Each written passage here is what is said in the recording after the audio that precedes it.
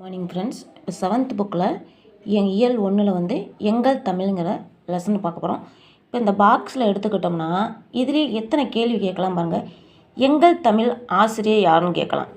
வே ராமலிங்கனார். ஓகேவா? ராமலிங்கனாரின் சிறப்பு பெயர் என்னன்னு கேட்கலாம். ஃபர்ஸ்ட் கொஸ்டின் நாமக்கல் கவிஞர். இவரை இன்னொரு பெயர் கொண்டு அழைப்பாங்க, காந்திய கவிஞர் என்றும் அழைப்பாங்க. செகண்ட் கொஸ்டின் இவர் யாருடைய பற்றின் காரணமாக காந்திய கவிஞர் என்று அழைக்கப்பட்டார் அப்படின்னு கேட்பாங்க. காந்தியடிகளின் கொள்கைகளில் ஈர்க்கப்பட்டு காந்தியத்தை பின்பற்றியதால் காந்திய கவிஞர் என்று அழைக்கப்படுகிறார். அப்போ தேர்ட் கொஸ்டின். நெக்ஸ்ட் பாருங்கள், தமிழகத்தின் முதல் அரசவை கவிஞராக விளங்கியவர் யாருன்னு கேட்கலாம். வே ராமலிங்கனார். வே ராமலிங்கனார்.